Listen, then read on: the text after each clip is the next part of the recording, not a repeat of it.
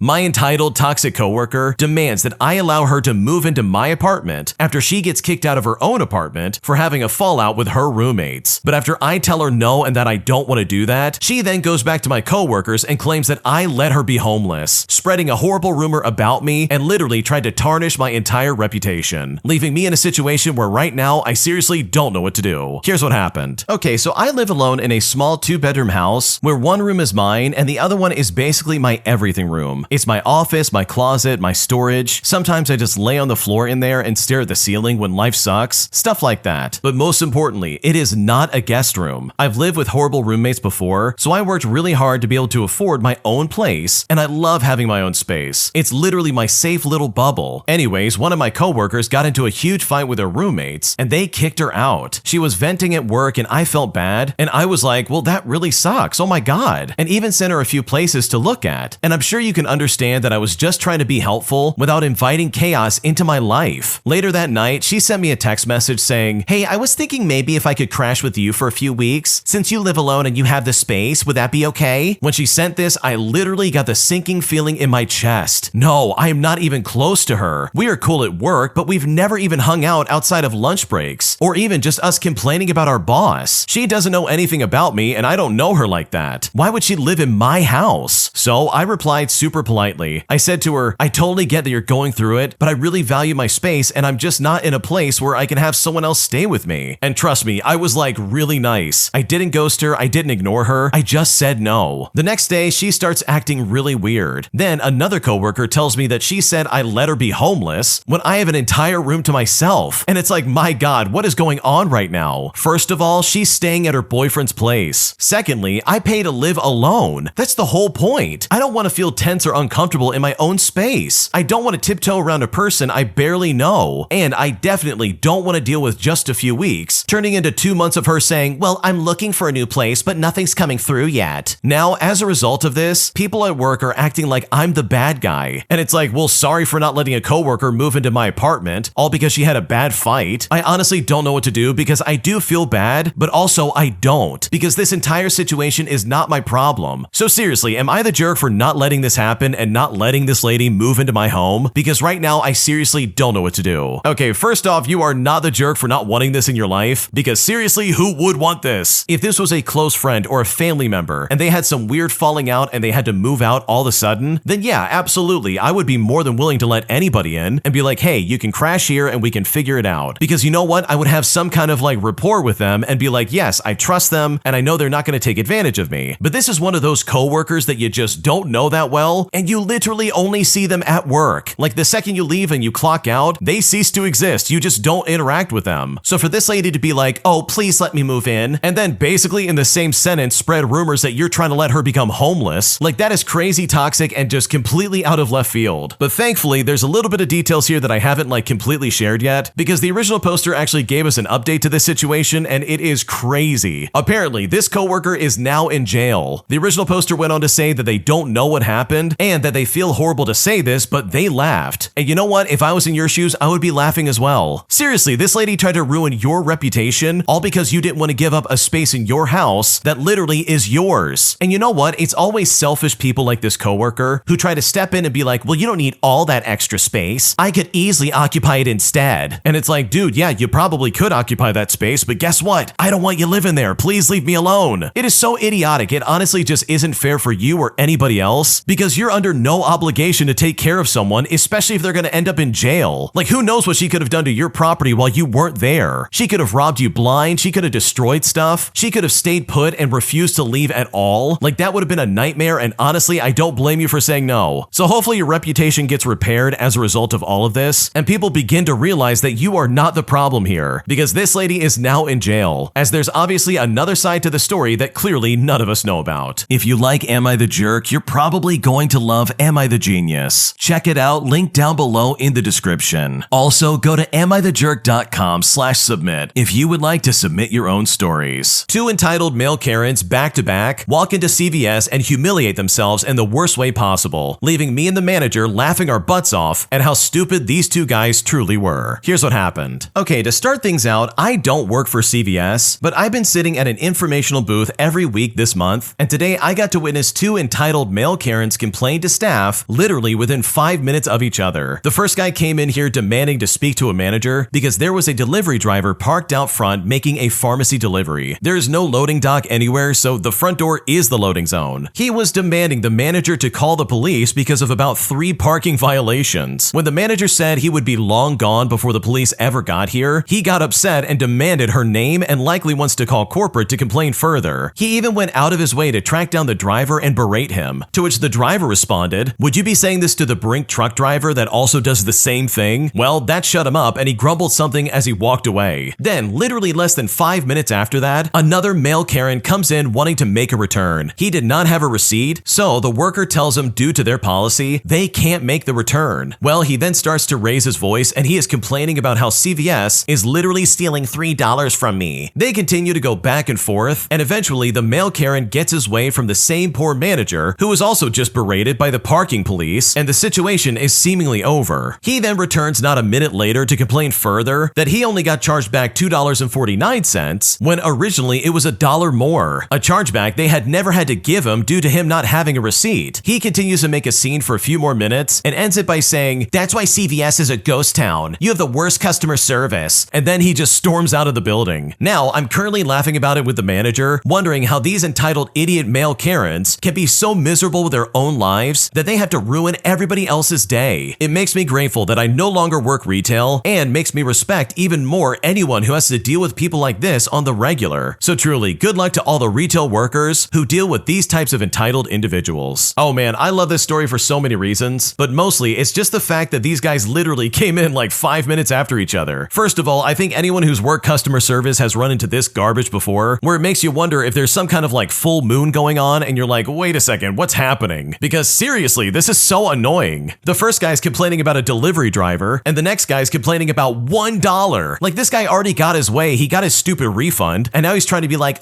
you owe me $1, please. So yeah, I completely agree with the original poster, because people like this truly have nothing better to do with their lives than to walk into CVS like an idiot and make a complete fool out of themselves. An entitled rude business owner refused to properly get rid of the hazardous waste he left behind in his facility, forcing me to get revenge on this guy by quite literally forcing him to get his stuff or else he would have all of it towed. Here's what happened. So about 30 years ago, I worked as a property manager at a commercial industrial building. There was a gentleman who operated a machine shop from one of the warehouses in the back, and he occupied the space for decades before I got involved. And as far as I knew, he was respectful, friendly, and always paid the rent on time. But the real trouble began when he decided to retire and close the business. It took several days to move, but when it seemed to be vacant, I entered the space to assess the condition of the unit. And initially, what was left was pretty typical. A desk filled with miscellaneous office supplies, a couple of broken chairs, and maybe some trash here and there. But the real problem was in the corner, where there was a large steel drum of used compressed oil. The barrel could hold about 55 gallons, but it was half full. Nevertheless, this type of material has to be disposed of in a proper manner. And there are services that collect used oil, but at a significant cost. Now, at this time, he still had a company van parked outside with a flat tire. So I thought, well, surely he'll be back to get it soon along with a barrel of oil, right? Well, after a week passing, I decided to give him a call. He gave some excuses, but said he would take care of it soon, but of course, nothing happened. A couple more weeks go by and a couple more phone calls until finally he snapped. He told me to get lost and then hung up. So it was then after he told me to get lost and he swore at me that I decided to get really petty. I had noticed that his van had been left unlocked and was virtually empty, so I got a colleague to help out, and together we managed to get the barrel into the van. We then threw the desk, the broken chairs, and the trash in there as well. I then called a friend of mine who is a cop to give the gentleman a courtesy call, informing him that he had 48 hours to move his van or it would be towed. Well, the very next day he was there with a tow truck that he hired to collect the van. Now, I didn't speak to him, but some other tenants who knew him told me that he was very upset. They suggested my solution was extreme and unwarranted, but I maintained that I was very patient with him until he crossed the line and disrespected me. Oh wow, that really is unfortunate because that guy 100% used you. He didn't get that crap because not only was he not going to get it, but also he had every intention of keeping there as long as possible. And that is seriously not fair for you, especially the barrel of oil. Like, are you kidding me right now? That is so weird. So good for you for getting this guy to get his crap off of your property, because the way he was acting was incredibly inappropriate. Am I the jerk for refusing to give my girlfriend $8? As that $8 was literally all I had left. Because after I said no, this caused a huge argument between us. And now I seriously don't know what to do. Here's what happened. So this morning I was driving my girlfriend back to her apartment, all before I headed over to work. Lately, both of us have been going through a rough patch financially, but it's been hitting me especially hard this month. I even cut up all my credit cards to avoid falling back on them when money runs out. Just the other day, we were joking about how we're both in the negatives in our checking accounts. Last night, her dad kindly gave her $70 and we went grocery shopping together. While she was paying, I pulled out my wallet to see if I could pitch in, and I had $8 in cash. But before I could hand it over, she had already swiped her card. I mentioned that I was going to help, and she just said to me, "We'll worry about that later." Well, fast forward to this morning, and she brought it up again and asked for the $8. Well, that's when it finally hit me. Since I cut up my cards, that $8 is literally all I have until payday at the end of the month. That's my grocery money, my gas money, literally everything. So I told her a bit sheepishly that that's all I've got, thinking that that would be enough to pause the conversation. But she pushed back saying, "Well, you were going to give it to me last night. I don't understand." And when I heard that kind of shocked me. I've helped her a lot recently. $450 towards rent, $100 towards gas, and $190 to help her file her taxes. So hearing her push so hard for the $8 felt completely off. It rubbed me the wrong way, and you know what? I snapped. I don't remember exactly what I said, but it turned into this big argument. I tried to suggest tabling the conversation until after work, since we only had 5 minutes left in the drive, and I knew we were just getting more heated, but she insisted that we keep talking. Well, sure enough, things escalated. I dropped her off, and in frustration, I said something along the lines of, "Go ahead, go into your apartment and take your nap. I'll go to work and make the money," all right before she slammed the door. And I know I shouldn't have said that, but I was just being a jerk in that moment. She later texted me saying I'm taking my stress out on her, interrupting her when she's trying to talk, and that I haven't apologized. And honestly, I do feel like I owe her an apology for the rude things I said and how I said them, but at the same time, I don't think my core feelings are wrong. It really seemed like she felt entitled to that $8, and it really felt like she wasn't seeing that. So am I the jerk in this situation? Because right now, I seriously don't know what to do. Okay, this situation is really weird in my opinion, because man, you've got to figure something out in your life if $8 is all you have left for the entire month. Like for starters, if you're paying for all that stuff in her life and not doing anything to protect yourself, then seriously, you need to figure some things out. And the original poster goes on to explain some of their financial situation, and from the sounds of it, it just seems like there's a lot of money going out of their account. So in my opinion, I don't blame you for getting upset about the $8, but I think your girlfriend being mad at you is like the least of your worries. It really seems like you're in a dire financial situation, and in my opinion, I think you need to figure that out before anything else. My ex was a terrible person, as he literally treated me like garbage every day of our relationship. So I decided to get some petty revenge by cashing in on a vacation that he had previously paid for. Here's what happened. My ex and I booked a holiday during COVID that ended up being canceled due to border closures and whatnot. We applied for a refund but never saw a cent of it due to long processing times. When we split, there was some money owing between us, so I guesstimated how much we would get back for the flights, and then I called the day even. I gave him the white goods we bought together for free, as I just wanted a clean break. The maths I did was a rough estimate, but he came out with more in the end. Flash forward many years later, and I get a text from the company saying the refund would be processed. I was confused at first and realized it was for the flight that we booked during COVID. The refund would be a gift card, but it was sent to my ex's email as he finalized the booking. Well, I called the company explaining that my partner and I no longer use that email and to send the gift card to another email. After a few clarifying details, they did so. The gift card was also for the full amount, with no taxes and fees taken off as we were originally informed. Another email was sent saying I could alternatively ask for a refund back to my account. However, given it was under my ex's name, I knew that wasn't possible. Now, I was worried that they just resent the gift card and not generated a new code, therefore making the gift card in his email still active. Now, I'm pretty sure my ex still uses that email and would have seen the gift card, but knowing how much he loves to sit on his butt to do anything, I decided to start looking at a holiday. After 30 minutes, I booked a holiday somewhere sunny with flights and accommodations covered for a long weekend away. And in this situation, patience is the best weapon and silence is the best revenge. Now, for context, my ex is a massive piece of garbage. He counted every cent between us. Hence, I didn't want to argue with what money was to be divided at the end, and I gave him out white goods for free. He was derogatory in how he spoke to me and overall just a terrible person, meaning that this holiday really is compensation for the way that he treated me. Oh man, I love stories like this because it sounds like the ex absolutely deserved this. They mistreated you your entire relationship, and now after a few years, you finally get a chance to get back at him. So good for you for getting this vacation, because I guarantee you if you waited in some kind of way, he would have seen that gift card and probably pounced on that right away. But snagging it early really is the best revenge you could have possibly gotten. My boyfriend's ex-wife doesn't want me around his kids, and despite the fact that they've already been introduced to me, she's now demanding that I don't be anywhere near them until further notice. And at this point, I don't know what to do. Here's what happened. So my boyfriend of over a year is trying to respect his ex-wife's wishes and not allowing me around his kids. For context, they were married for 2 years and have been divorced for a year and a half. When we first started dating, he told me that they had a rule that it has to be a year of dating before introducing someone to the kids. When we first started dating, it got serious pretty fast. He actually moved into my apartment building in an apartment below me, and he didn't tell her that I lived in the same apartment building, but a few months ago, she found out. He has his boys 2 weekends a month at his place overnight, and I have run into them a few times, and he has told them that I'm his girlfriend. They were very curious about me and would ask about me whenever they were over at his place. Every time he would ask his ex-wife if me and the kids could officially meet, she would say no. So I proposed the idea of me and her having a meetup so she feels more comfortable, but she said no to that too. So a few weeks ago, I pressed a little bit about it, and he finally bit the bullet and introduced them to me without telling her. And when we did that, they were very happy and we hit it off. His ex found out about it from the kids and was extremely angry. She said until further notice, I couldn't be around the kids even though I've already met them and live in the same apartment building. There is no reason she doesn't want me specifically around the kids, as I am a stable adult, I don't do any substances, and I don't drink. He told me she's uncomfortable with another woman coming into their lives in general, especially someone introduced as the girlfriend. So I'm honestly not sure how to proceed. I don't have an ex-husband or kids, so this is all new to me. I'm glad he waited a year to introduce us, because I feel that is a sufficient amount of time. Should I take a step back from asking him to see the kids again? He wants to respect her wishes, but I think it has to do with her comfort level and not the kids' comfort level, as they've asked to see me and hang out with me multiple times. What should I do? Okay, in my opinion, I think it really was wrong to try and push for this, because seriously, that's not okay. This, in my opinion, really oversteps some serious boundaries that you just didn't really care about. And yeah, I totally agree. The circumstances suck because guess what? He lives in the same apartment building. So naturally, it would be hard to avoid being around them, but also because you pushed it, you've now made an enemy of this ex-wife. And I just don't think that's the best first impression going into this. So yeah, I hope this all works out, but also I think you need to realize that this was a big miscalculation on your part, because now it's going to take even longer for this ex-wife to even begin to warm up to you. This next story came from the Am I the Jerk subreddit. Check the links in the description if you would like to submit your own story. Am I the jerk for wearing a suit instead of a dress at a relative's wedding? Because now they're still pissed off at me and said that I ruined their wedding. And at this point, I don't know what to do. Here's what happened. I'm a 28-year-old female and I went to a relative's wedding, which was in and of itself already old-fashioned. The men and women were wearing simple suits and dresses. The bride wears an overly large white dress and the husband wears a fancy black suit. Due to the fact that I am more of modern culture, I chose a suit over a dress. Nothing much, just a black suit with a tie. My husband and mother both say that since I don't have an important role in the wedding, I should be able to wear what I want as long as it fits the theme and the occasion. Now, of course, I sent the bride the picture of the suit, and she replied with a thumbs up emoji, which I took as confirmation. So, skip to the day of the wedding. Me, my mother, my husband show up and everything goes smoothly. The bride and groom are laughing and the guests are enjoying themselves. Well, that is until the bride pulls me away from the other guests and she literally starts yelling at me. She says to me, "Stop ruining my day and being the center of attention." Now, for the record, I am not someone who enjoys attention. I'm also not someone who takes kindly to yelling and accusations before reasoning. Usually, I would wait until they're done and then argue back, but since this was her special day, I just decided not to. I then asked her in a calm manner if she had a dress for me to wear then. She then started telling me to buy something right then and there, but I said no because it was very inconvenient for me to leave and try to change into something else. We continue to argue and I start to lose my cool. I know when I get mad, I can get out of my right mind and say something I shouldn't, so I tell her I think I better leave before I snap and ruin the day. I ended up leaving the wedding, and to this day, we still don't get along, but I don't regret a single thing. I think I didn't do anything wrong, as she told me that it was okay to wear that, but denied it last minute. I know it might be a jerk move, but when her husband cheated on her, I did not feel bad at all. So seriously, am I the jerk in this situation? Because right now, I'm still incredibly frustrated. No, I don't think you're the jerk at all. Like seriously, the bride approved it. They gave a thumbs up emoji and said, "Oh yeah, this is totally fine." If they didn't like it, they would have been like, "Oh, are you wearing that to my wedding?" And maybe told you in like a roundabout way that they don't want you wearing that. But if they actually had a problem with that, then they probably should have said something at the moment you sent it to them. And I'm sure you explained yourself in the text message that you sent them. I'm positive that you sent the suit picture and said, "Hey, can I wear this?" And then assumed that yeah, because they gave you a thumbs up, that means they're okay with it. Which by the way, anyone would think that. That bride's an idiot for being like, "Oh yeah, the attention's getting taken away from me. I hate you so much. How dare you do this to me?" It's like, dude, what are you talking about? Seriously. seriously, this is crazy. If you didn't want me to wear it, then guess what? Maybe tell me that before I buy the suit instead of doing it on the day of your wedding. Not to mention her delusional request to be like, oh, go buy something else right now and put that on. It's like, do you hear yourself? Because that's not gonna happen. So no, you're definitely not the jerk. This lady's a complete idiot for letting this happen and then trying to act like this is some kind of big travesty, because this is not fair for you in the slightest. An entitled Karen demands that her kids are going to swim in a pond that is very clearly marked to have alligators and venomous snakes present in the water. And despite my manager pleading with her to please not go in the water or to even get close to the water in the first place, this entitled Karen refuses to take no for an answer. Here's what happened. So this took place many years ago before I became a photographer, but still worked for a company as a custodian for a resort. And the theme park complex is located in Central Florida. Something important to know about Florida is that we have a large alligator and venomous snake population. The locals often tell the tourists and their kids that if there is a body of water, chances are good there's an alligator or a snake in it. At the time, I was working as a custodian, and we had a tragic incident where somebody was taken out by a gator at one of our resorts. And this is because they were too close to the water's edge at sundown, which is when the gators are on patrol. As a result, we posted signs every 50 feet or so around the bodies of water stating that alligators and venomous snakes are present. Please stay out of the water. But of course, we joke that people just don't know how to read. Now, this takes place maybe 3 weeks after that person's passing, so people were still very much talking about it. I was doing my rounds around sundown when I noticed Karen and her 2 little kids very close to the edge of the lake, literally just a few feet away from one of those signs, and they were wearing swimsuits and were setting up towels. Now, my manager was helping me and he noticed the family as well. My manager goes over to alert the family to stay away, and this is the conversation that follows. The Karen looked at him and said, "So you're saying there's alligators in this pond?" My manager said, "Yes, ma'am, at least 2. The Karen, not believing him, said to him, "Well, how do you know?" My manager just said, "Well, I saw them." The Karen then asked how long ago it was, with my manager responding that it was just a month ago. This Karen then says something really stupid. She says, "Well, how do you know they're still there?" My manager says, "Ma'am, when alligators find a spot they like, they generally tend to stay there. Every body of water has a gator or a snake in it, so it's safer to just stay away." The Karen then says, "So you're saying there's alligators in this pond?" And they went in this loop for literally 10 minutes. And at this point, I could tell that my manager was on the verge of verbally bruising this lady. So I'm taking my time cleaning and waiting for my manager to deliver the verbal knockout punch. The Karen then shouted out, "I don't care if there's an alligator in this pond. My kids are going swimming in there. It is too crowded in the pool." My manager then said the next beautiful sentence. He said, "Lady, I'll personally put you and your kids on the next flight home if you don't leave." And this was finally enough to shut this Karen up as she grabbed her kids and stormed away. I high-fived my manager and we got back to work, with the both of us coming up with running jokes where we question if alligators truly are in this pond. Yeah, that entitled Karen is seriously a complete moron. Who in their right mind would go to Florida, a place that is notorious for having alligators and snakes, and say to your kids, "Okay, time to jump in this mysterious pond, go ahead kids"? Like, does she want her kids to get eaten? Because that's what happens. Like, seriously, if you Google the words Florida alligator and attack, you're gonna see a myriad of stories pop up that basically detail exactly what this lady was trying to do. So it honestly blows my mind that this Karen would be so irresponsible that she would not only encourage her kids to swim in this stupid pond, but also she would refuse to listen to somebody who lives there. Like, lady, I'm pretty sure the manager wasn't just making that up. They wouldn't put signs up and lie to the general public if there weren't actually alligators and snakes there that would happily eat any one of your kids. So overall, that Karen was so far out of line, it's not even funny. She put herself and her kids in danger, and that, in my opinion, is completely unacceptable. If you like Am I the Jerk, you're probably going to love Am I the Genius. Check it out, link down below in the description. Also, go to amithejerk.com/submit if you would like to submit your own stories. Am I the jerk for being upset that my in-laws are coming along on my honeymoon? Here's what happened. So for a bit of background, my fiance and I met our sophomore year of college and started dating post-graduation. We had been together for 2 years, and my fiance was not close with his family growing up at all. In the 2 years we had been dating, I have only met his parents like 3 times, and that doesn't bother me. Like I said, he has a lot of resentment due to his upbringing, and just doesn't like spending much time with any of them. Nothing bad happened to him on their part, but outside of his basic needs being taken care of, there was has very little emotional support. My fiance was given a terminal diagnosis a few months ago with a 2-year life expectancy. Treatments are not an option, so we are just living life to the fullest. After he learned of his illness, he and his family have gotten a bit closer in that they see each other more often. His family, who's also very, very wealthy, gifted us our honeymoon as our wedding gift. My husband and I chose a vacation in Mexico because we wanted a relaxing resort vacation and to go snorkeling together. It was gonna be one last bougie trip on our bucket list. But here's the thing, his parents also chose the dates of the honeymoon without asking us. So they chose to book the trip so that his birthday was during it. Then they said they wanted to spend his birthday with him, so they will be joining us. They did get their own suite at the resort, and both of his siblings got rooms at the resort too. Now don't get me wrong, I am very grateful that they are gifting us this experience, but I'm annoyed that they deliberately made it during a time that they could conveniently join our honeymoon. I know he's sick and I know they want to spend time with him, and my fiance won't say anything to them because he doesn't want to fight with anyone during his final time here, which I completely understand. I think I just wish they would have booked a separate trip for the family to go on rather than during our honeymoon, a time that we could have spent together alone, which honestly we rarely get these days. Between hospital visits and seeing friends and checking off things that he wants to experience, we are pretty busy. Like I mentioned earlier, money is not an issue and could easily have been made into a separate trip, but they chose to make the trip during his birthday, so they had the excuse to join in. When they told us that they were also coming along on the trip, I said that was a little bit strange, and now they are mad at me for not understanding how important it is for them to spend my fiance's birthday with him. The entire family thinks that I am wrong for being upset about this, and his parents have said I will barely even see them, so I shouldn't be that upset. But we are staying at the same resort with rooms literally right next to each other. What should I do? Honestly, if I can be completely honest with you, I understand where you're coming from, and I understand why you would say, wait a second, this is kind of weird, right? Like, this is your honeymoon, and honestly, if I had in-laws who came along with me on my honeymoon, I would lose my mind. There is no way I would be okay with that, and honestly, that's completely uncalled for. But unfortunately, the circumstances are way different. Your husband has 2 years left to live, and this is one of the few birthdays that he's ever going to celebrate with his family. So with that in mind, I don't blame the extended family for coming along. Sure, this is your honeymoon time, but seriously, just treat this like a vacation. I think if I was in your shoes, I would apologize and try to make things right for this trip, because this is a very weird situation, and under normal circumstances where you get to spend the rest of your life with your spouse, I think it would be completely reasonable to be upset with your extended family. So I don't think you're the jerk for having that knee-jerk reaction, but I think it would be in your best interest to make things right with the extended family, because this situation is very weird, and I think with all things considered, you really should just focus on the time you do have left with your fiance. My boyfriend said that if we have a house and kids, he would want his brother to live with us so that he could save for a house, but I was honestly really bothered by what he said, and now I'm not sure how to bring up the topic again, and at this point, I seriously don't know what to do. So we have only been dating 1 month, so it's still early enough where I'm trying to sniff out any kind of red flags. We both want a house and kids and marriage. He says that he wants to buy the house and it be in his name, and all I would need to contribute to it is the electric bill and the gas bill, and honestly, that's fine with me. But then he says that he wants his brother to move in so he could save for a house. His brother is a couple years younger than my boyfriend, and I've never met his brother, so I immediately said, I don't want that. I explained that if we have kids, I'm going to not be okay with having anyone else in the house besides us and our kids. I'm also very worried that he has this attitude of, oh, this is my house, so it's my rules. He hasn't said that, but I'm worried about it. I don't want something held over my head that was his choice to make. He equated it to having a grandfather with you and said his grandfather lived with him growing up, but I did not think that was the same as a brother. I said I would be okay with it if he was with us because he's working really hard for a house and will leave in the foreseeable future. Now, if I'm going to be a working mom, I feel like I have to have veto power over a decision like this, but it didn't seem like he understood why I did not agree. So honestly, how should I conduct a conversation with him to tell him how I feel, lay out boundaries, and how to know that this is something to leave over? What should I do? Honestly, the fact that you're talking about buying a house and getting married and having kids literally 1 month into your relationship is a major red flag in my opinion. Like seriously, why is this happening so soon? I can't imagine dating somebody and then 1 month in being like, like, yeah, what are we gonna do when we get married? It's like, are you kidding? I don't even know if I'm gonna stick around with you. I don't know, that's just such a weird early conversation to have this early in the relationship. But if we wanna look at the hypothetical situation that's placed in front of you, the fact that he says he wants the house to be in his name only, that is a major red flag in my opinion. Like, why would it not be in both of your names? Is he having it so it's in his name so he can kick out whoever he wants? Like, that doesn't seem right to me. Also, when it comes to the brother thing, I would be upset as well. I'm right there with you. And also, how long are they gonna live there? Is this like a few weeks or a few months, or is this gonna be like a few years? Am I gonna look up 9 years from now and they're still living in the house with me and my family? Like, there's no way I would ever be okay with that, and I can completely understand why you would be like, wait, that's definitely not gonna happen. So in my opinion, I think you need to realize that it's way too early in the relationship to have these kind of conversations, especially if you're having second thoughts about even dating them. But based on what he has said, most of what he said, in my opinion, is a massive red flag. And if you do continue with this relationship, I just would be very careful with what you do moving forward. My entitled mother-in-law demands to schedule a 10-year-old's birthday party right in the middle of a California wildfire. Here's what happened. So for those who aren't in a wildfire region, usually what happens is most people quarantine inside their homes, wear a mask if they go outside, or leave the region if they can, until the smoke finally goes away. Schools get canceled and some employees work from home, and if you put a filter on a window, the filter literally turns black. Ashes fly around like snow, and it's really annoying if they get in your eye. Now, there were wildfires around Northern California, and the area looked like foggy San Francisco. This region wasn't evacuated, but it was close enough that tourism slowed down, air quality was toxic, and there were ashes everywhere. I had only been with my then boyfriend for a couple of months, and we visited his family on a couple weekends. His mom called and invited his 10-year-old sister's birthday party during one of these wildfires, and only non-family members showed up. We were invited because he was family, and to compensate for the lack of guests. She didn't want to plan it for the weekend before or after, but instead it had to be that weekend. Even if the party took place indoors, most parents don't want their kids going to a birthday party in that air quality, or they may not even be in town. I'm not even sure if her friend's parents found out she let them use the outdoor jacuzzi. Even if it was for 15 minutes, I would be ticked if I found out my kids were using a jacuzzi outdoors when there were ashes flying around. Later on, I asked my boyfriend why she would plan a birthday party in the middle of a wildfire, and he explained that they moved a few years before from a rural country where wildfires were so common in the summer, most people went on with everyday life as normal. But we both agreed that while it may have been normal then, she hasn't realized most places are different, and we don't think his sister realizes that this is why only one person showed up. She might think everybody else just didn't go or just flaked out. His mom made a Facebook post about the party and mentioned how his sister feels down every year but still makes the best of it because they plan her birthday every year whenever they want, regardless of what's happening around them. Her birthday would have been a lot more fun if it had been planned on another weekend, whether it's a week before, after, or even a month later. But the entitlement to a single weekend is the reason this happens every single year. I didn't realize how serious the air quality was until we moved to this area, and despite working indoors most of the day, the time I spent outside commuting made me sick. I worked in a restaurant, and because I worked with the public, I could see everybody around me getting sick and coughing like crazy. I moved from a place that also had wildfires, but didn't spend enough time outside to know how bad it was, and the smoke wasn't as heavy, so this is why I agreed to go. My boyfriend and myself agreed that it was a bad idea to go, and we definitely would not be doing that again. But at the time, he was going through some things, and visiting family was a way to escape. Things were good back then with what would have been my mother-in-law, but this is one of the first red flags I saw, and as of today, I'm no contact, and my now fiance barely talks to her. That's honestly insane. Like, seriously, why on earth would you schedule a birthday party in the middle of a wildfire? Like, that literally just doesn't make any sense. And I think the original poster has it right. I literally think this is just because they were being entitled, and not because they had like a special date in mind or anything like that. They just said, oh, we're doing it on this day regardless of the wildfires going on around us. Now, here's the thing. If I was invited to this party or something along those lines, there is no way I would bother to show up to that place. Like, seriously, did she really think anybody was gonna show up to that party? Like, the air quality is awful, nobody can breathe, and what does this mother-in-law do? Oh, she breaks out the jacuzzi and says, let's sit outside for 15 minutes. But I would be like, no, how about we go inside and, like, I don't know, grab our rescue inhalers because I have asthma and I think I'm passing away. So if this was the first clue that this lady's a big walking red flag, honestly, I kinda don't blame you for going no contact, because what she did was honestly insane, and there was no good excuse for these kind of actions. Am I the jerk for refusing to spend Christmas with my ex's new family? Here's what happened. Okay, so I have a very complicated family system. There's me, I'm a 43-year-old male, and I live with my beautiful wife who's 42 years old. We also have 3 kids. I have a son who's 13 and 2 daughters, with one being 13 and another one 9. But I also have 2 kids with my ex, and both of them are 19 years old. Recently, she's gotten remarried and has another daughter who's 3 years old. And with that in mind, we've had a hard time with co-parenting. When the twins were younger, we lived in the same apartment building and tried our best, but stuff happened and her mental health got bad, and a lot of resentment built up between her and my family. I wanted to move on, and she couldn't seem to take care of her kids properly. The kids themselves are also train wrecks, though I guess I can't blame them based on who their mother is. But things are going a little bit better now since she has her new husband. She's settled down in a nice house, and this year she called to ask how we were doing Christmas. And that's when I asked her what she meant. I honestly don't like talking to her much and was eager for her to hang up the phone. She sounded like she was confused and said that she thought I would want to spend time with the girls, but I know what she really meant was spending time with her and her family. I told her that they're adults and they are welcome to make plans with me if they want to. She said that my wife and sister invited her, her husband, and kids to the annual Christmas Eve party. But I said, well, those are your plans. And then I hung up and I focused on work. Then, this evening, my wife comes into my home office looking angry, and she asked me if I told my ex off. I said no, I told her the twins could make their own holiday plans, and my wife was not happy with this solution, and told me that I needed to work harder to tend to both of my families. But I told her I have one family. Well, when I said that, she was utterly appalled by this and stormed out. Now, my wife, my ex, and sister, who are all best friends by the way, are calling me a jerk and saying I need to put in more effort for my ex and her kids. So honestly, I need to know, am I the jerk in this situation? What should I do? I think your wife, as well as your sister and your ex, all have a very solid point. You have 2 families whether you like it or not. And in this situation, you are absolutely being a jerk. Yes, your 2 twins are 19 years old, meaning that they're adults and they can make their own decisions, but they are still teenagers and they still want their dad in their life. It really seems, based on what you're saying, that you're the only one who's combative with pretty much everybody in the family. Like, it really leads me to believe that you're the one with a problem and not anybody else. From what I'm gathering, it seems like your wife is on good terms with your ex-wife, not to mention your sister as well. You do say they're all best friends and they talk to each other all the time. So if anything, it kind of seems like you're the one with a problem in this extended family. And the fact that you would say the kids themselves are train wrecks, all because of their mother, honestly, that's so toxic, and that is such a horrible thing to say. So yes, I think the original poster is absolutely being a jerk, and I think that they need to be a much better father for their kids. My boyfriend and I agreed to get a puppy, but now he no longer wants the responsibility, and at this point, I seriously don't know what to do. So my boyfriend and I have been dating for almost 5 years now, and we've been living together for about 3 years. Now, I love him a lot, but we decided to get a puppy together, and the entire situation has made me realize that our priorities may not be aligned. We've been talking about getting a dog ever since we moved in together, and he's always been on board. We had been pushing it off as we both wanted to be in a position where our schedules and finances allowed us to put all of our time and effort into raising a puppy. I've saved up for years, and I'm finally at a point where I can change my work and school schedule around to allow for me to spend most of my days with the puppy. Now, my boyfriend does work from home, so his schedule is a little more flexible as well. Now that we both felt ready, we met with a breeder a few weeks ago and immediately fell in love. We put down a deposit, and now we are supposed to be picking up the puppy in 3 days. However, over the last week, my boyfriend has seemed uninterested. I've been puppy-proofing our house over the last 2 weeks, and he hasn't been putting as much effort into the process as I have. He just doesn't seem as excited anymore, as if the puppy blues have hit him before the puppy even gets here. A part of me feels like it's finally hitting him that we are about to go through a huge life change, and it's gonna be a big relationship step as well, and suddenly he's getting cold feet. But I also feel like he's not sure if he actually wants to take on the responsibility or even make the sacrifices necessary so he could raise this puppy. This morning I asked him how he was feeling, and I could tell that he was not very receptive. And right now I'm feeling devastated because I know I can't bring a puppy into our household if he's not 100% on board. I think it's mostly upsetting because he had never expressed any doubt to me, but something feels off now that we're only a few days away from getting our puppy. I guess my issue is that I have no idea now if he actually wanted or wants the puppy, or if he just doesn't know how to say no to me. I personally feel like I'm at a point where I'm ready for this, as I've spent so much time preparing for it in all aspects of my life. But I don't think he's ready to give up certain things like sleeping in or having time with his friends. But me, on the other hand, I am determined to do whatever it takes to give this puppy a good home, whether it's going through sleep deprivation or canceling plans. So how do I approach another conversation with my boyfriend about the puppy? Or will this cause resentment if I just keep bringing it up? I just feel like all my hope and excitement has been lost now that I'm most likely having to give up on my own goals and desires, all because he doesn't want to share the responsibility or even express how he truly feels. He hasn't told me outright that he doesn't want it, but I'm nervous that he's been acting differently now that it's almost real. And at this point, I seriously don't know what to do. Yeah, I can definitely understand where the original poster's coming from when they're like, oh man, I'm kind of worried about this, because I think they have it right. Like, a puppy is a big responsibility, and that's something that you really do have to take seriously. And I can understand your logic where you're like, oh man, suddenly after we put down this deposit, my boyfriend's acting weird. And it really does seem like, yeah, he just doesn't want this dog anymore. Which that's fine, by the way, but you might want to figure that out before the puppy's in the house. It really wouldn't be fair for the dog to get to the home, settle in, and then the boyfriend be like, oh yeah, by the way, I don't want the dog. Like, that would be way worse than actually calling the breeder and being like, actually, we're having second thoughts. Because taking care of a dog is a big responsibility, and that is definitely something you really want to make sure that you're ready for. My entitled friend is constantly overstepping her boundaries by entering my apartment without my permission, or sometimes when I'm not even there. But after dealing with this for so long, I finally put my foot down and decided that enough was enough. And now, as a result of banning this friend from my apartment, she decided to trash my front entrance and damage some of my personal property. And at this point, I seriously don't know what to do. This story also came from the Am I the Jerk subreddit. Check the links in the description if you'd like to submit your own story. So I live in a small apartment in Dubai. Housing prices are quite high, but I come from a well-off family and I've grown up here. My apartment has 2 bedrooms, though the second one is very small. My friend also lives in my building, but in the 1-bedroom apartments that are a floor below me. We're gonna call her Jane for the sake of the story. Jane is not her real name. But the biggest thing to know about Jane is that overall, she is not a nice person. She is invasive, rude, and belittling. Her father is a lawyer, and even though my family is a lot more well-off, she likes to flaunt expensive bags and shoes that she's got. I am from India, so my parents have raised me like the typical Indian parents and made it clear that they would not spend money on useless things, and I don't ever mind that. Jane grew up in a family that was a lot more open to frivolous spending. She did not have a job, so she was living off of her family till she found a job. I always helped her with groceries and driving her around, but after a while, I realized it was just give and take. She never did anything nice for me. For example, on my birthday, she knocked on my apartment door and asked if I would drive her to her friend's house. I said no, of course, as my sister had planned a party for me. Well, she got mad and got all up in my face. She said to me, "Why not? It's not like you've got anywhere to be." When she did this, I just stepped back and I told her that I was going out for a party. She got mad and started yelling that I should have told her so that she could make other arrangements, and now it was my obligation to drive her. I was shocked and slightly annoyed, and I just said, "Look, Jane, my life does not revolve around you. No one's life revolves around you." She was fuming and stormed off, and I just closed my door and continued getting ready. So I hope you've gotten a good idea about this girl's nature. Another horrible habit that she has is always coming into my apartment without telling me. I leave a spare key in the potted plant outside my apartment, and she always takes it and comes into my home. I get very annoyed as she never tells me, and she just helps herself to my snacks and sits on my sofa and watches TV. I have told her many times that I don't feel comfortable with her being in my apartment, but she simply doesn't listen. She even comes over when I'm not even home. She'll even bring a friend or two sometimes. My breaking point is when she locked my cat out of my apartment because he was hissing at her friends. I came back to her and her friends on the couch, and my neighbor must have heard me come home because he brought my cat over and said the poor thing was stuck in the hallway, so he took him inside to play with his cats. I was very grateful and furious at the same time. I told her to get out or I would call the cops and to never come back to my apartment, and she was a heartless monster for locking my cat out of his home. Well, she got angry and cursed at me, saying that her Netflix had expired and that I was the heartless one for not lending my house over to a friend in need. I mean, I was dumbfounded. I just told her to get the heck out and that I would no longer leave my keys in the same spot. And I did stick to my word, and I left left my keys with my neighbor. Now, obviously, Jane must have thought that I was bluffing, and she took things to a level I never wanted to reach. There were 2 weeks of peace, but one day I went out for my little sister's graduation, and when I came back, I found the front of my apartment absolutely trashed. The shoe rack was upside down on the opposite side of the corridor. The potted plant had fallen over, and the rocks had all been taken out. My nameplate that I had on my door was in 2 pieces on the floor. My door also had many scratches, but those could have been there before, but still, I was fuming. I was sure Jane had come and tried to find my keys. I was sad and angry. I went straight to my parents and I told them what happened. My father is seething, and he said I should go to the police, but I really do not want any legal action. I just don't know what to do, and I really need some help. So is there any way I can get revenge on my friend without getting the police involved? Because trust me, at this point, I am literally open to the pettiest of revenges. First off, I don't think it's a good idea to try and get like some petty revenge on your neighbor. I think that's only going to cause problems in your life, and that just doesn't seem like a good idea. But seriously, this friend sounds crazy. Like, they're obviously taking advantage of like your house and your apartment, and that's really not cool. Like, that's seriously messed up. But the fact that they locked your cat out of your house and they're just coming in whenever they want, even when you're not there, that is seriously like crazy to me. I would not want anyone in my house without my permission or my knowledge. So I really feel for your situation. And I also think you're doing the right thing with this neighbor. Like, it's definitely time to cut her off, because this could definitely happen again, and I really don't think anybody wants that. If you like Am I the Jerk, you're probably going to love Am I the Genius. Check it out, link down below in the description. Also, go to amithejerk.com/submit if you would like to submit your own stories. My boyfriend and I broke up briefly in October and then ended up getting back together close to Christmas. And now that I've made plans with my friends to go traveling as a girls' trip, my boyfriend is furious with me. And at this point, I seriously don't know what to do. Here's what happened. So to start things out, we've been together for 4 years. We had a rough 2023, and in October, we briefly broke up. It's a long story, but basically he was angry and said that we should break up. I tried working through it, but he was still saying that, so I finally said fine. But if we do break up, then I'm gonna be acting single. We were not together for about 3 weeks. I was upset, but 2 of my married girlfriends invited me on a 4-day trip, and because of that trip, I'll be gone for New Year's Eve. Well, my partner and I got back together after 3 weeks, and everything has been going well, except he's mad that I booked a girls' trip and I won't be here for New Year's Eve. To make matters worse, he has a great job with a ton of flexibility, and he's now off for the Christmas holidays. My job supports retail, so not only am I not off, I also have to work right up until the afternoon of Christmas Eve. On top of that, every other year we have gone to spend Christmas Day with his family, and we even stayed overnight because it's 3 hours away. But this year they are doing Christmas 1 day early, so I can't go because I'll still be working. This annoys him a lot for a few reasons. For starters, he's always bugging me to find a better job with more flexibility, and I've tried to do that, but I've not been successful so far. And secondly, now we won't spend Christmas together. I can't even go out on Christmas Eve day and stay over. He is very angry with me, and I don't know what to do. I can't cancel on my friends. This is non-refundable. Plus, it's my one friend's 30th birthday, and it's really important to her. And I can't get out of working Christmas Eve unless I quit my job, which obviously I don't want to do that. He keeps talking like if we don't spend the holidays together, then maybe it's better if we just let this relationship go. Now I'm getting angry with him because he's the one who broke up with me in October, and I did warn him that if he really meant that, then I would act single. I feel he was manipulating me, and it backfired because I took it seriously. But after everything is said, I do love him, and I truly don't want this to end our relationship. What should I do? Yeah, your boyfriend sounds pretty awful. Like, this guy seriously doesn't understand that you have a non-refundable trip. I'm willing to guess that you probably paid like a couple $100 for this trip, so canceling that all of a sudden just to make your boyfriend happy, that just doesn't make any sense to me. And also, I think you're right. It really does seem like he was trying to like manipulate you in some kind of way. Like, he was saying, oh, we're breaking up for like 3 weeks. And then he's also trying to pretend like, oh man, I can't believe you're going on this trip. It's like, what are you talking about? You broke up with me. And then at the very end, he's giving like this weird ultimatum, basically implying that you two are gonna break up again if you don't like cancel your plans and bend to his will. Like, this guy sounds weird. Like, it really seems like he tried to use some weird breakup tactic just to try and get his way. And he's now realizing that that is definitely not gonna work at all, like in the slightest. So I don't know, it really just seems like one big red flag after the other. And personally, if I was in your shoes, I personally would not want to deal with this, especially right before the holidays. place. My entitled boss never listens to me or anything I have to say to try and help him as a new manager at our office. And after dealing with this guy's awful attitude for such a long time, I finally decided to maliciously comply, and as a result, I was able to make my boss look like a complete fool. Here's what happened. Okay, so I want to start off by saying that I am pretty hardworking, but I'm a laid-back kind of person. I don't really look for credit, and I like doing a good job, but my job is not my life, so I don't really care if people don't appreciate all the work I do behind the scenes. My life is at home, not at work. Well, last year I got a new boss. He had his own style, but instead of asking me what I did or something like that, he figured he just knew it all. For various reasons, he was my boss, but he couldn't really get rid of me either. For several months, we had a lot of situations that, because of my experience, I knew how to handle it, but he overruled me. And I would just let it go because, well, it's not my problem. And then eventually it would blow up. I mean, there was a lot of stuff like that happening. Well, last year in early November, I mentioned that in the past, along with the Christmas bonus checks, previous bosses have also sent things like flowers, candy, gift cards, stuff like that, and they would send that to the homes of the employees. And I was usually the one that took care of all of that, but he said that he would take care of it. And then guess what? He didn't do it. So Christmas week panic sets in, so he then tells me that I need to do it. And I think to myself, okay, I guess that's fine. But he then emails me messages that he wants addressed on each gift, things like thanks for all your hard work and stuff like that. Well, I bring to his attention that I had some thoughts on some of the messages that he wanted me to include. He snapped back at me and said, "Just write what I asked you to do. I think I know what I'm doing." So you know what? I did exactly just that. And this is where my malicious compliance comes into play. So a few days before Christmas, one of our employees came home to a gift card to a local seafood restaurant with the following note attached to it. It said, "I hope you and Katie enjoy this restaurant." Well, here's the thing. There's one small problem. Katie passed away in a tragic car accident 4 months previously. And at the time, my boss sent flowers, which I took care of. And he even attended the wake. I mean, how dumb can you be? I knew the employee pretty well, and I knew this would be the kind of thing that would bring him a lot of laughs because he hated the boss already. So in the end, the boss looked like a complete jerk, and a good guy who was sad at Christmas got a great laugh. Oh man, sometimes bosses really need to listen to their employees. Like, this whole situation could have been avoided if this guy just listened to somebody who had been there longer. Like, is it really that hard to put the power trip down and be like, okay, let me listen to people who have seniority over me? Because if he did, he could have avoided this completely. I mean, thank goodness the guy kind of took that in stride. Because I think if that happened to anybody else, I'm pretty sure the fallout would be really intense, and this would really affect this guy's job. Today, I messed up by pretending to be mute on an airplane, which eventually led to one of the most embarrassing moments of my life. Here's what happened. So this happened a while ago, but I still cringe when I think about it. I hopped on a short flight from Dallas to San Antonio to visit my brother. I ended up on an aisle seat towards the very back of a packed plane. As I sat down, the guy seated next to me was busy, and I decided not to bug him with a quick hello or the classic statement of business or pleasure question that people tend to ask. About 15 minutes into the flight, I began to eat one of those very dry Biscoff crackers. Without any water on hand, I realized I overcommitted my salivary gland for some real work. Of course, at this exact moment, my seatmate begins his opening introduction. I nod to him and I smile, but I was not about to open my mouth to pepper him with Biscoff cracker dust. Unaware of my current dilemma, he asked me a question, but I just motioned to my throat with my hand to suggest that I was finishing a bite. His eyes go large and he quickly apologizes, and he turns red in the face with embarrassment. I was surprised by his reaction and thought his response was a little bit over the top. A few seconds later, I realized that he thought I was motioning that I could not speak, which is no problem. I would clarify everything as soon as I could swallow my cracker. Unfortunately, this cracker must have been made from some properties that send all moisture to another dimension. As I waited, the stewardess came to save the day with a drink cart. She asked me what I wanted to drink, and I just pointed to a can of Sprite. As I did this, my seatmate clarified my choice by verbally telling the stewardess my selection. I could tell that he felt a sense of accomplishment, that he was able to help me communicate given my perceived disability. Maybe it made him feel better after having asked me a question that I was unable to answer. As the flight continued, I realized that I accidentally committed myself to becoming mute. I was at the point of no return, so I figured I would just go with it. I didn't want to make him feel stupid or anything like that. He began to tell me a couple things about his family. He mentioned a relative with a similar impairment following a stroke. He also showed me a picture of his dog on his his phone. He knew I could not respond, so he never asked me any questions. I just nodded and smiled at anything he said to be polite, not uttering a single sound. Eventually, our plane lands, and by this time, I forgot my act, and I sat patiently as people began deplaning. Being in the very back of the plane, I knew I had to wait, so I remained seated. Well, my phone vibrates, and I see that it's my brother calling me. I accept the call, and I enthusiastically say, "What's up? I just landed. Give me about 10 minutes and I'll meet you out front." At that moment, my memory sends me a notice a little too late to remind me that I'm supposed to be playing the role of a mute person on this plane. I slowly look over to my seatmate to see if he really even noticed. His head was directly aimed at me. He had the most disgusted look on his face, like I had punched a baby rabbit. I began to turn red. I was so embarrassed that I couldn't think of anything to say to make the moment less awkward. A part of my brain that does not get outside much convinced me to get out of the plane very quickly. Well, I turned that thought into action, and I quickly got out of my chair and grabbed my backpack. I look back at the guy, and I can confirm that he was more committed to maintaining his disgusted expression than I was at being mute. I quickly looked at the person in front of me standing in the aisle. There was nowhere for me to go, so I remained standing for about another eternity until the line started to ease up, and I finally made my escape. But trust me, this moment still haunts me to this day. This is a really funny story. I seriously don't think I would be able to handle that situation. It's not like the original poster meant to be deceptive towards this guy. Like the cracker took out all moisture from their mouth, and I totally get it. I know the ones you're talking about, and I've been on planes with those, and I totally get it. It's like you take one bite and then suddenly there's crumbs all in your mouth. It's really awful. But I will say at least 95% of the plane ride, you were so committed to this act and it almost paid off. Like you were so close to getting out of there without any kind of problems. So it really sucks that you dropped the ball at the 1 yard line, because from what you described, this guy did not seem happy in the slightest. And I know if I was in that situation, I would be wanting to get off the plane as soon as possible as well. Am I the jerk for not being willing to hyphenate my last name just so I can mostly match my blended family? Here's what happened. So I'm a 16-year-old male and I have my mom's last name. She and my dad were married, but she kept her last name and he kept his. Then when I was born, I got my mom's last name. When I was 8 years old, my mom passed away, and when I was 11, my dad remarried. My little sister is 13 years old, and my stepmother came into the marriage with 3 kids of her own. The older 2 have a different dad from her younger kid, and their dads are deadbeats, and my step-siblings never knew them. My dad and stepmother had a baby together last year, and he has both of their last names. My step-siblings were upset when he got to match both my dad and stepmother, and they were also upset that dad did not adopt them. So the suggestion was made for dad to adopt them, and my stepmother to adopt me and my sister, and then we would all take the hyphenated name, which would be my dad's last name and then my stepmother's last name. But I said no to both of those, and I told them that I didn't want to be adopted or to have my name changed. My sister said she didn't really want to, but said if it was a big deal for dad, she would agree, and he thanked her for that. For the next few months, my dad and stepmother told me all the reasons they felt these changes were good and important. They brought a therapist in to speak to me, and the therapist said it would be okay to be adopted and to have the security my stepmother could provide if she were my legal mother. Well, I never changed my name, and I told them I still would not consent to the adoption. Once they sort of accepted my decision, they told me to consider hyphenating my last name at least. They said I could even have 3 last names. I could keep my mom's if I really insisted on it, but they don't know why I was making such a big deal out of it, and adding the hyphenated name as well. They said it would make addressing our whole family so much easier, and it would mean a lot to everybody. My dad said it would be nice for both of his kids to finally have his last name. My stepmother said it would be very symbolic for her to feel like I have accepted her as a third parent, and that it would mean I do want to be a part of her and her kids' family. She told me that how I feel about my last name and keeping it my mom's is just as important to her that my sister and I have her name in there as well. She told me she really loves me and to imagine how much happiness it would bring. She also said it would be less confusing for my half-brother and my future half-sister because she was pregnant again. But I told them I don't want my name changed or added to. I told them it felt disrespectful to dismiss how important my last name is. I told them I am the one who has to live with the name and I don't want to take their new hyphenated name. My dad told me that my sister was willing, and didn't I want to match with her at least? I told him she doesn't even want to. She's doing it for him, which she made very clear when she agreed, but it's not something that I would do for him. They told me I should be more willing to compromise, and my hard stance on this will be upsetting to my step-siblings. So seriously, I need to know, am I the jerk for not being willing to change my last name? What should I do? This is a really serious situation if you look at this, because I am absolutely on the original poster's side. Like, you can't just make somebody change their last name like that and expect them to accept that as if that's going to be their future forever. I think the parents, they mean well, and I think the stepmom and the dad really do love their son, but the way they're going about this, in my opinion, is all wrong. It feels very manipulative. It's almost like they're trying to coerce him into changing his name simply because it's easier, instead of acknowledging that that last name is important. Like, this kid's real mom passed away. Like, she died when he was 8 years old. I can only imagine what that must have been like from his perspective, and now all of a sudden his dad and his new stepmother is like, hey, change your last name. I don't know, something about that just doesn't settle right with me. And the parents aren't like exactly saying, hey, you're being selfish, but at the least, it really seems like they're dancing around that idea that the original poster is somehow selfish for not changing their name and giving up their mother's name who passed away. So that in and of itself just seems really wrong. It also really seems like the parents like only got a therapist to try and like convince the kid to do this, instead of the original poster actually needing a therapist. This all really comes off as like very subtle manipulation, and it honestly just doesn't feel right. And I'm not ignoring the fact that blended families are really tricky, and this is obviously super nuanced, but I think if the original poster really feels this way, you would hope that the dad and the stepmom would be on board and like give in and be like, okay, this is what he wants to do, let's just go with it. Because right now it's coming off as very manipulative, and in my opinion that is absolutely wrong, and I just don't like how they're handling this. An entitled Karen tries to cut in line in New York City while me and my friends are waiting for rush tickets to see a Broadway show. And after waiting on the pavement for literally 4 hours, me and the rest of the people in line decided that that is absolutely not gonna happen, as we all banded together and ratted this girl out for cutting in line. Here's what happened. So this happened some time ago, but I still find it hilarious. So my sister lives in New York City and I live nearby in New Jersey. We decided to get rush tickets for the musical Pippin on Broadway. If you don't know what rush tickets are, basically the box office will have about 15 to 30 tickets that have not yet sold for the day, and when the box office opens, if you're one of the first 15 to 30 people to show up, you get the tickets at a very discounted price. It's a popular thing to do among students in the area. People show up hours before the box office opens just to make sure they get those tickets. I stayed at my sister's apartment the night before, and we got up at 7 o'clock in the morning and headed to Midtown. When we got there was maybe about 8 people there at the time, so we secured our spot, sat down on the ground, and chilled out for the remaining hours. Now, at about 10:30, we see a girl stop and talk to the group of people in front of us. We thought nothing of it at first. She had a binder in her hands, so we figured maybe she had some kind of audition in the area and was just saying hi to her friends or something like that. Then we see she is sitting down with them and not looking like she is going to leave. Again, we don't know if she's hanging out with her friends or joining the line. Finally, someone from the back of the line comes up and asks her, hey, are you in the line or are you just here to see your friends? She looks up at this guy and says, no, I'm in the line. Now, the rest of us are just watching and listening intently. This guy then goes on to say, you do know that there are only 25 tickets. We have all been here for hours, and you cutting the line means that one of us won't get a ticket. Well, what this girl did next honestly blew me away. She smiles, shrugs her shoulders, and says, sorry, and then she just doesn't move. This guy says to her, well, that's awful. But again, she just smiles, shrugs her shoulders, and says sorry. Now, this guy doesn't know what to say, and he just walks back to his spot. But those of us who heard the interaction are talking amongst ourselves, basically saying, oh, heck no. And the guy next to me kept saying, nuh-uh, she's gotta go. 11 o'clock rolls around and the box office door opens, and an attendant comes out to get us all in an orderly line. And you know what? We immediately snitch. We start saying, this girl cut the line. She's only been here for half an hour, and we've all been here all morning. Come get this girl. The attendant goes over to the girl and says, did you just join the line? While all of us were going, yep, she sure did. The girl then goes, well, yeah, but my friends were saving me a spot. The attendant pulls her out of the line and goes back to getting the rest of us in a line to go inside. And at this point, we are all cheering and clapping. Meanwhile, the girl just stands there calling somebody. My sister and I are still talking about how this girl really tried it with a bunch of tired theater kids who have been up since the crack of dawn. One of her friends says to us, okay, can you stop talking about it now? She's gone. To which we said, nope, we're gonna keep talking about it. But let this be a lesson to you. Theater Theater kids absolutely do not play. I think I would lose my mind if someone cut me in line after I'd been sitting there in the cold in New York City for what, 4 hours? Bro, there's no way I'm gonna put up with that. She's gonna go to the back of the line or she's gonna go home, because you are definitely not cutting me. Now here's the thing, a quick Google search and you'll see that some of these tickets for Broadway are really expensive. We're talking like a couple $100. So waiting in line for 4 hours, especially as like a poor student, that in my opinion is a fantastic way to try and snag some tickets. But overall, I found this story really funny, and it's cool to see karma take somebody out who absolutely deserved it. If you like Am I the Jerk, you're probably going to love Am I the Genius. Check it out, link down below in the description. Also, go to amithejerk.com/submit if you would like to submit your own stories. My parents are pressuring me to be around their creepy friend who has adopted our last name just to try and be in our family. And at this point, I seriously don't know what to do. I'm a 24-year-old female who has elderly parents that moved here from another state a few weeks ago. They have a young friend that they're close with who's 42 years old. And let me just tell you straight up, this guy is creepy. And I've expressed how uncomfortable I am with him and how I won't be around the guy. I've been very clear that I wouldn't be in the same room with the guy, which might be dramatic, but my parents have forced the guy on me way too much. Now, this guy is my parents' friend, but he also calls my dad daddy and my mom mom. This guy also has a wife who calls my parents mommy and daddy. And no, it's not in a weird way. He also pretends that they're his parents. He moved here at the same time as them because he's addicted to them. He even legally changed his last name to ours, and he makes his kids call my parents grandma and grandpa. Meanwhile, he makes his kids call his actual grandparents by their first name. This guy has done many things to try and hurt his own real parents, and he has a lot of family issues. This guy has also used them and sponged off my parents for years, and even recently with him staying at their house for free again for months. Like, the guy did this for several years and was sponging off of them living rent-free. Now, that's all good and jolly. I mean, it's their lives, it's their choices, and it's their relationship and business. This creepy guy is somebody to them, and my parents feel like he's a part of their family. He's not related to us in any way, not legally, not by blood, or anything like that. He just changed his last name to ours to renounce his real father's name, and so he could hurt his mother. He had previously planned to change his last name, and his mother was devastated. So he thought about changing his last name to his wife's name when they married. Well, he got mad at his mother again and didn't invite his real mom to his wedding until the day before, and this is all after people in his life started guilt-tripping him about it. And then with all that in mind, he decided to change his last name to our last name, knowing that it would hurt her. This guy has said many times how much he hates his own parents, whom he lived with until he was 22 years old. His mother paid for his private college, his first and second marriage honeymoon, and all other sorts of stuff. But he still hates his mother for making him either move out of her house or stay on her couch when he was 22 years old. All the while, he was using a lot of illegal substances in her house. So basically, this guy has a lot of family drama and a lot of problems. My parents feel bad for him and they love the guy. That's their business, it's their relationship, and it's their life. But I am not comfortable with a 42-year-old grown man that calls his elderly friend daddy and pretends that I'm his sister. This guy tells people that I'm his sister and even has my photo on his living room wall. I've been very clear that I don't like this guy and I will not be around him. This man even used to flirt with me, and he tried to date my two rich cousins to try and get into my family by marriage, while also trying to go after my cousin's money. Well, my two rich cousins dumped him, so he started flirting with me years ago. Then he finally got married and then divorced and then married again. I mostly don't like the guy because he's manipulative, he uses people, he's creepy. I know my parents love the guy and their relationships are their business. I just don't want them to try to force me to be around this guy ever again. My parents had a small holiday party and told me to invite their friends, and we invited a few old family friends that predate this weirdo that he doesn't know. My parents made it seem like it was going to be a holiday party, as if it was just for me and my old friends, but instead they invited this man, his wife, and his kid, all without telling me that they were coming. I would have been happy to not attend the party had I known he was invited, so I stayed in their office, and once the party was loud enough, I left through the side door just so I could go unnoticed. So seriously, how do I respectfully enforce the boundary that I will not be around this creepy man again? How do I make it clear that my parents should not invite me over when they invite this guy over as well? What should I do? This guy really sounds creepy. You hit the nail on the head. This guy changed changed his last name, he calls your parents mom and dad, and now he's trying to be like, oh yeah, you're my sister. Like, this guy needs therapy. He doesn't need another family. He needs to make amends with his actual family and like seriously get some help, because the way he's acting is not normal at all. I can't think of a single person who's ever done anything even close to this before. So I seriously think your fears are completely justified, and I know if I was in your situation, I wouldn't want to be around this guy either. Now, when it comes to how you want to approach your parents, I'm personally a big fan of being very open and honest with how I feel about a situation, especially if it's something that's as disturbing as what you just described, and just laying it all out on the table for the parents to consider and hopefully respect, because clearly this is not the first time you've expressed that this guy is creepy. And with all of your worries considered, I really just don't blame you for not wanting to be around him, because this guy is acting incredibly creepy. This next story came from the Am I the Jerk subreddit. Check the links in the description if you'd like to submit your own story. Am I the jerk for feeling neglected by my mom who favors my younger sister? Here's what happened. So to start things out, I'm a 17-year-old guy navigating through a family situation that's leaving me torn and wondering if I'm overreacting. I'm using a throwaway account because, well, family drama is about to unfold. So let me paint you a picture of what's going on in my world. My mom, who's 42 years old, has unintentionally set up this bizarre dynamic between me and my younger sister. We'll call me Jake and my sister Emily. That's not our real names. Emily is 12 years old, and it's like living in two different worlds under the same roof. Emily's living the high life. I kid you not. It's like she's got a backstage pass to the universe of the latest gadgets, designer clothes, and whatever else a 12-year-old's heart desires. You name it, and she's got it. Meanwhile, I'm here navigating my teenage years with what feels like a good luck son from my mom. Now, I get it. Independence is important. I'm not asking to be handheld through every moment of my life, but there's a fine line between fostering independence and just leaving your kid to fend for himself, right? It's not just about the material stuff, although that's part of it. It's this feeling of being on the outskirts while Emily gets the spotlight. Mom's rationale is that I need to learn to navigate life on my own, and while that's true to some extent, it feels like she's taken it to the extreme. Imagine this. Emily gets the latest iPhone, and I'm over here with a phone that's practically a relic from a bygone era. She's rocking designer clothes, and I'm doing my best to put together a decent wardrobe with whatever hand-me-downs I can find. It's like I'm living in two different realities within the same house. I've tried talking to my mom about it, expressing how it feels like she's playing favorites, and her response is always the same. She's just trying to let me grow independently. Now, I'm not an expert on parenting, but is this really the way to go about it? I feel like I'm missing something here. The neighbors have started giving us weird looks, and I've even caught wind of family members dropping hints about how mom might be going overboard with the whole spoiling Emily situation. I don't want to sound ungrateful or like some entitled teenager, but it's getting harder to ignore. In our small town, everyone seems to know everyone else's business, and this family drama is becoming the talk of the town. People are forming opinions, and it's affecting the way they interact with us. Some are giving me sympathetic looks, others are avoiding the topic altogether, and a few have straight up asked me about what's going on at home. Now, here's the thing. I don't want to be the source of gossip, and I definitely don't want to paint my mom as some sort of villain. She's doing what she thinks is right, and I appreciate that. But it feels like she's inadvertently creating a divide between me and Emily, and I'm the one stuck in the middle. I love my sister, and I want the best for her, but it's tough to see her get all these things while I'm left feeling like the forgotten son. Am I the jerk for feeling this way? I can't shake the thought that maybe I'm blowing things out of proportion, or that I should just suck it up and deal with it. So I'm turning to the internet for some honest opinions. Is there something I'm not seeing or understanding in this situation? What should I do? Wow, I can imagine how annoying this would be. Based on what you're describing, it really does sound like your mom is spoiling Emily. And as a result, you're now feeling resentment towards Emily, and honestly, if I was in your situation, I would feel the same way. Like, here you have your sister getting all this stuff, and you're just left out to dry. And also, based on what the original poster said, it doesn't seem like there's any kind of like punishment behind this. Like, it really doesn't seem like you're a bad kid or you're doing anything wrong, or this is the result of you acting up or something along those lines. That would at least make some kind of sense and explain this behavior, but for her to be like, oh, I'm just trying to help you be more independent. Like, if I was in your shoes, I wouldn't think that. I would definitely feel the same way as the original poster and be like, wow, what's happening here? And it also really seems like her logic is kind of flawed in this scenario. If she's seriously trying to teach you to be more independent in your life overall, then what kind of message is being sent to your sister? Like, she's being taught, oh, I can get whatever I want. I can get designer clothes and a new phone and all this new stuff, and it's just going to be given to me for free. Like, it kind of seems like she's setting your sister up for disaster later in life when she doesn't get her way. Like, how is she going to handle rejection or not getting something that she wants right then and there. So personally, if she really wants to play that game of like, oh yeah, I want to teach you a good lesson about independence, then why not try to teach that to your sister as well? Like, shouldn't that be important for both of your kids? Because right now it really does seem like she's trying to single you out specifically and be like, oh yeah, I'm trying to help you when you grow up. But it's just coming off as like super hypocritical because she's then turning around and spoiling your sister. And this is all seemingly almost like at your expense. I don't know, it just seems really weird. So to answer your question, no, of course you're not the jerk. From the sounds of it, it doesn't seem like you did anything wrong. And it really sucks that you're stuck in the middle of this because now the whole town knows about it, and that's so annoying. And hopefully if your mom's open to it, you can come to some kind of like conclusion about what's going on here, because I know if I was in your shoes, I would be really frustrated. And I would honestly just want this all to be resolved. My general manager kicked a customer out of our bar after he refused to leave a tip on a $150 bill. And I'm honestly so grateful to have a manager who clearly has my back. Here's what happened. Okay, so this happened the other day and I'm still filled with such a profound sense of satisfaction. Saturday night, our door person calls over our general manager because someone didn't have proper identification. They just had a picture of their passport on their phone. Now, she was feeling gracious, so she asked to at least see a credit card to confirm the name is the same, and he only has his credit card on his phone. And I guess she was filled with more holiday spirit than usual, so she just let him and his friends in, mostly because they had proper ID and they were well over 21 years old. They drink for a couple of hours when he goes up and asks for the check for the group. Well, he pays and then leaves a big fat zero for a tip. The bartender's face clearly was not happy, so the general manager asked her what was wrong. She showed her the slip and she turned bright red. Immediately, she goes right up to him. My general manager says, "Hi, how was everything tonight?" The guy responds to her by saying, "It was good, thank you." My general manager then clarifies, "Nothing was wrong with the service or your experience?" And when the guy said no, she responded by saying, "Well, you didn't tip your bartender." This guy actually said, "Yeah, I know. I'm not obligated to do that." My general manager then said, "Well, you know this is how my staff makes money, correct?" This guy then doubled down and said, "I'm not obligated to tip and you can't force me." Now, at this point, his friends notice the altercation and they decide to step in. When they found out their friend had not tipped, they were mortified and started asking how they could leave money. They go up to the bar and we charge them a cent on their credit card so they can tip us. Meanwhile, this dude is behind them with the biggest stink face in the world. Well, my general manager lost it at this point, and she said to this guy, You can get the heck out and wait outside. I hope karma comes back to bite you in the rear end this holiday season. And I wish that everybody in the world had a general manager who has your back like mine does." Honestly, I'm really jealous of the original poster. It really seems like they've got a manager who has their back pretty much no matter what. Like, this lady said exactly what was on her mind, and trust me, I had to censor some of that for the sake of the story. Like, in reality, she did not bite her tongue for a second, and I think you can use your imagination for the swear words that she definitely dropped. But honestly, having a manager that has your back like that really is refreshing. Because honestly, in most cases, just from like personal experience, it's very rare to have a manager who's willing to stick up for their employees pretty much no matter what. And to see this kind of defensive behavior in action honestly is just really cool. Am I the jerk for being furious at my husband about a hotel room we were supposed to get? Because right now I am so angry and I'm not letting it go. And at this point, I seriously don't know what to do. Here's what happened. Months ago, I agreed to go on a week-long trip to a luxury Mexican resort over Christmas with my father-in-law. He offered to treat myself and my husband as well as our 2 young children. He is very wealthy and dangles trips like this to corral the family together. Now here's the thing, I did not want to go on this Mexico trip. Instead, I wanted to go on a much less expensive trip, just the 4 of us at our own expense. But my husband really wanted to do this Mexico trip with his dad, so I relented. But I had one condition, that we have a separate sleeping area from our children. I absolutely hate sleeping in a room together. I never ever do it, and I plan entire trips around not having to share a room. It's not just that the kids are loud sleepers and won't stay out of our bed if we're in the same room, which also is true. They're very young, so it's not like we can put them to bed and then leave. Someone will need to be in a dark, silent room with them after bedtime, which is like, 7:30 p.m.? So I very clearly stipulated this condition to my husband and father-in-law. Not only that, I asked my husband more than once to confirm that the accommodations were adequate weeks ago, which he did not do. And this week, I learned that the 4 of us had been booked into a single room. And I am furious. The general reaction from everyone, including my husband, is that I'm overreacting and that it's not a big deal. deal, that I should just be grateful for this trip. I have been giving my husband the silent treatment for 3 days. He admits that he messed up, but thinks that I'm being unreasonable. He's not feeling well, so he has not tried to fix the situation. That's fallen on me, and folks, I never wanted to go on this trip in the first place. I would have never accepted it had I known the accommodations. I don't need a luxury trip that badly. I would have said thank you, but no. Also, this incident is on the heels of a 9-day trip my husband recently took. Not a work trip, mind you. It was a trip he chose to go on voluntarily. I was on solo childcare with 2 children during that time. To say I feel disrespected and taken advantage of is a vast understatement. And at this point, I seriously don't know what to do. Yeah, I can see why you would be frustrated with your husband. Like, you were willing to go even though you didn't want to go on this trip, and you spelled it out very clearly and reminded him multiple times that you want separate rooms for you two and your kids. Like, if those demands were met, everything would have been fine. We can do the trip, whatever. But not even that got done. Like, if that just shows he really just did not care about your opinion about this trip, I don't know what is. Like, in my opinion, this literally was like the bare minimum just to get this trip ready. And it also would have been very easy to coordinate. All he had to do was be like, hey, we need 2 rooms. And then his rich father could have made that happen like in an instant. So I completely understand why you would be frustrated in this scenario. It also really doesn't seem like your husband's actually sick. Like, I'm fairly convinced that he's playing possum just so he doesn't have to like deal with his mistakes and face his father. And that's just really lazy and just not fair for you in the slightest. Because what you were asking for was so simple. And the fact that they would try to paint you as the unreasonable one in this situation is honestly just super insulting. My entitled uncle tries to steal all of the estate money that was meant to go to my father who passed away, but now was required to go to me and my siblings instead. And after dealing with his petty lies and all the garbage he was throwing our way, just so he could try and keep the over $150,000 in estate money, my uncle thankfully lost, forcing him to split up the money between himself and my siblings. Here's what happened. So first of all the names and identities have been changed just to protect myself from additional drama. If you like a good mess around and found out kind of story, then you're gonna love this one. The cast of characters are Dad, Uncle, and Granddad. A few years ago, Granddad passed away in a rehab facility as a result of gross negligence. My dad and my uncle opened a lawsuit on behalf of my granddad's estate. It drags on and it looks like it's going nowhere. And then 2 years ago, my dad passed away a couple of months after a cancer diagnosis. It was all of a sudden, and my uncle had promised him his kids were now his. He said that he would look out for us. I was the executor of my dad's estate, and I did the usual business of selling property, closing accounts, and all that stuff. Since my uncle was the executor for my granddad's estate, I asked him if it was still open and what the lawsuit status was. My uncle said the lawsuit went nowhere and the estate was closed. And this is where I made a mistake because I took him at his word. My dad's estate was settled and closed last winter. My siblings and I split everything according to the will, and life continued. In April, my uncle called me to tell me he wanted to gift my siblings and me a small amount of money. The lawsuit on behalf of Granddad was paying out, and my uncle wanted to give us $10,000 to split. Then he told me my dad's estate needed to be reopened to claim it. There were so many red flags you would think the circus was in town. I played nice and I thanked him, and then immediately called the courthouse where my granddad and dad's estate were established. The clerk told me not only was Granddad's estate still open, but there was also a large bond on a sum of money recently placed. They then asked me if I wanted the name of the lawyer on file, and I said yes, absolutely. So I called the lawyer, and the receptionist exclaimed that they were trying to find my contact information. The lawyer gets on the line, and as one of the beneficiaries, he's able to fill me in on everything. Right after my dad was diagnosed, the lawsuit for my granddad was settled. My dad passed away without knowing the rehab admitted their part in causing his father to pass away as well, so they ended up paying out a settlement. This money sat in limbo for 18 months through the funeral and the sale of the properties. The first business day after my dad's estate closed, my uncle petitioned for the release of funds as the sole beneficiary. Well, the estate lawyer discovered that my uncle was not the sole beneficiary and requested my contact information, which my uncle claimed he did not have. The lawyer tells him that my siblings and myself were still his beneficiaries even though my dad's estate closed. We were entitled to my father's share. And this is when my uncle called me with this tall tale of wanting to gift us a small amount. The total sum of the lawsuit after taxes and the lawyer's fees was around $150,000. Since my dad and uncle were the sole beneficiaries beneficiaries of my granddad's estate, they would each get half. Guys, I was furious. I called the siblings and we agreed to play it cool. The lawyer for granddad's estate knew my uncle was being shady and never intended to split the money, so he refused to release the funds to granddad's estate, so the checks would go to my uncle and dad's estate directly. I decided to bide my time with my uncle and not reveal the extent of what I knew. 2 more months go by, and the estate is reopened and the bank account is established. And this is right when my uncle finds out through the lawyer that the funds would not be given to the uncle to disperse, but would go directly to the beneficiaries. Well, my uncle calls me spitting mad, saying that he did all the legwork of getting the lawsuit done and deserved the payment. He felt giving us $10,000 was fair, but I told him that the courts had a system for that sort of thing, and he would get his hours and time through the lawyers. My uncle went into a rant that dad owed him money, and that he was gonna bill us for so many hours, and we would get less than $10,000 if we didn't agree to the 10. So I told him to go ahead and try. Well, as you might be guessing, my uncle did try. My granddad's estate lawyer wouldn't say how many versions of the application he rejected before they arrived at an acceptable rate the judge would agree to. My uncle wanted us to pay for a grave plot since my dad passed away first and took the last plot in the family graveyard. He wanted repayment for all sorts of things that had nothing to do with my granddad's estate. This poor estate lawyer had to try and beat estate laws and inheritance into my uncle's head, but my uncle was determined to take both of his shares and my dad's. He would say, "I'm the executor and they don't deserve a thing." My siblings and I accepted the first reasonable rate and walked away with half of the remaining balance. My uncle never realized the sum would come off the top, not deducted from my dad's share alone. Despite the paper trail of deception he left, he still feels he's the victim and that we stole from him. He said to us, "The saddest thing about betrayal is that it never comes from your enemies. It comes from your friends and loved ones." And honestly, I'm just so glad we finally got this resolved. Wow, your uncle was really trying to mess you and your siblings over. That must have been so upsetting, and I'm honestly really sorry you went through that. It's bad enough your granddad and your father passed away, but now your uncle's literally trying to take all the money and be like, "No, it's mine, I'm gonna keep it." He didn't care about laws or anything like that.